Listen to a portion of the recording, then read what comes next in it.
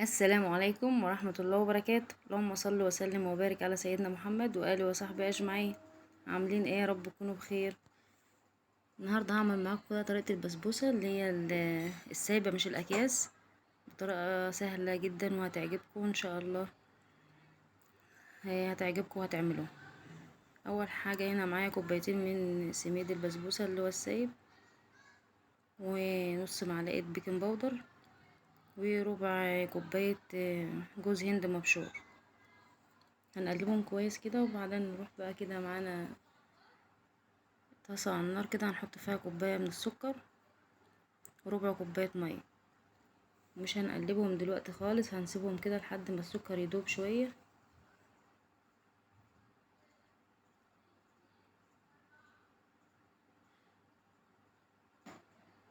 اول ما السكر كده ياخد لون من الجنب نبدأ نقلب.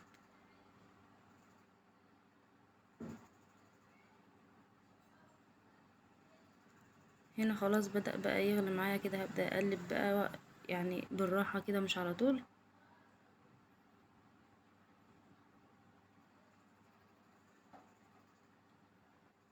ونهدي النار بقى شوية عشان السكر ما يتلسعش.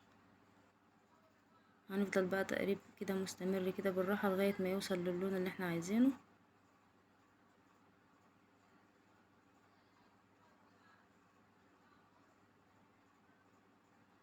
بس هو ده اللون بقى اللي احنا عايزينه، وهو ده سر نجاح البسبوسة، اللون البني ده. الطريقة دي في البسبوسة اللي هي دي اللي هو السايب مش الأكياس.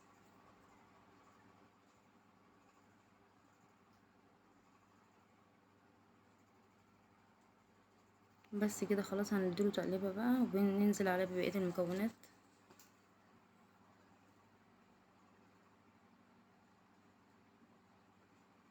هنا معايا معلقتين كبار من السمنة،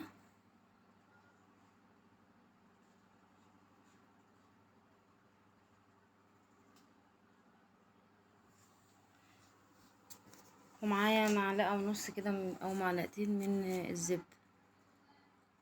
معلقة ونص، أنا حطيت معلقة ونص.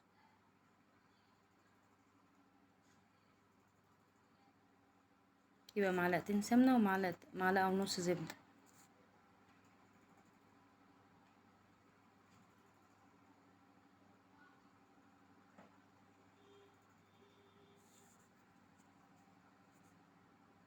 هنقلبهم بس تقلبتين كده على نار هادية، برضو النار شغالة معانا بس على نار هادية. هنا بقى انا حطيت معلقتين من وش اللبن. ممكن بقى انتوا تحطوا اللي هي القشطه اللي هي المعلبه، انا ما عنديش، حطيت معلقتين وش اللبن عادي. ممكن مكان وش اللبن او القشطه ممكن علبه زبادي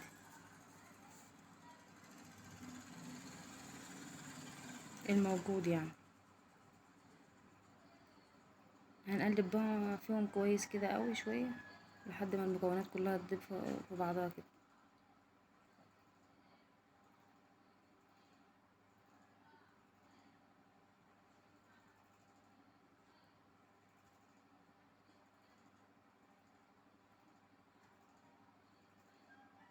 انزل عليهم بكوبايه الا ربع من الميه.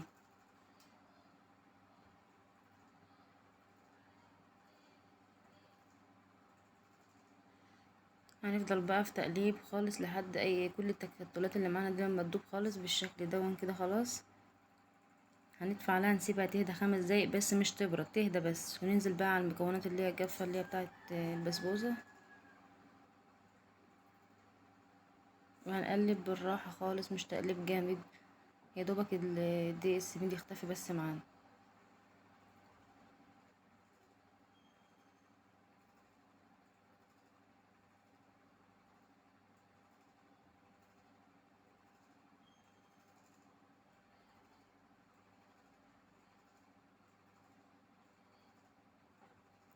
هقلبها كده بالراحة لحد ما الدقيق ده يختفي معانا خالص، وهرجع لكم تاني. بس كده خلاص، مش عايزة تقلب بقى اكتر من كده. هنجيب الصينية بقى اللي هنعمل فيها البسبوسة، حسب بقى ما انتوا عايزين السمك بتاعها، تخينة شوية رفيعة، فانا بحبها تخينة شوية فجبت الصينية الصغيرة دي. معايا هنا معلقتين من السمنة،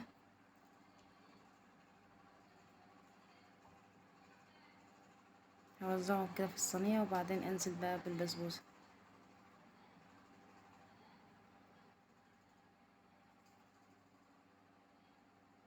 ولو وصلتوا معايا لحد هنا متنسوش تصلوا على النبي، تعملوا اللايك الجميل بتاعكم، واللي مش مشترك في القناة يشترك.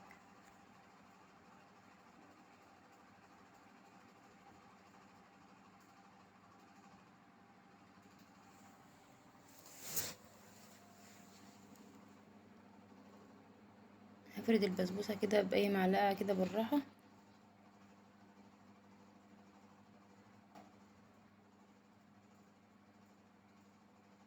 بس كده خلاص بقى، ممكن تسيبوها سادة كده وممكن تحطوا فيها لوز، اي مكسرات موجودة عندكم. انا كان متوفر عندي سوداني فحطيت سوداني. هدخلها الفرن بقى ونعمل الشربات. هنا هي لسه ما خرجتش من الفرن، بنعمل الشربات عشان لازم تسقوا الشربات وهي سخنة. معايا كوباية من المية وكوباية من السكر، عشان الشربات مش بيبقى خفيف اوي ولا تقيل اوي. ونص عصرة ليمونة، وهنسيبهم لمدة 5 دقايق بس. بعد ما بيغلوا شوية بننزل من كيس من الفانيليا. هنا انا سبت الشربات بالظبط 5 دقايق بس.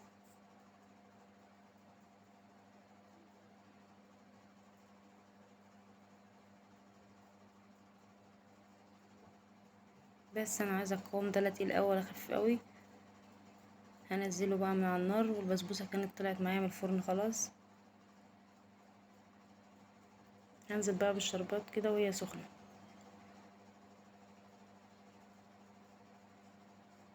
ونستنى شويه، مش هننزل بالشربات كله مره واحده.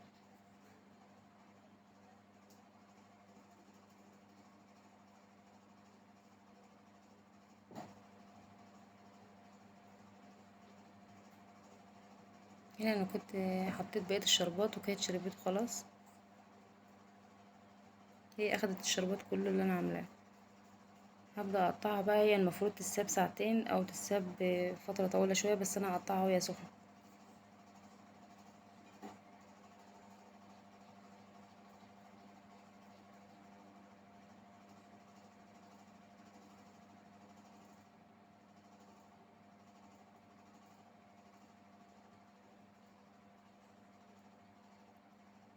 كانت جميله ومش ناشفه وطريه، وريحتها كانت جميله اوي. ان شاء الله هتعجبكم، وجربوها بالطريقه دي. لو الفيديو عجبكم ما تنسوش تعملوا لايك واشتراك وتفعلوا الجرس عشان يوصل لكم كل جديد. ان شاء الله هتعجبكم، جربوها بالطريقه دي.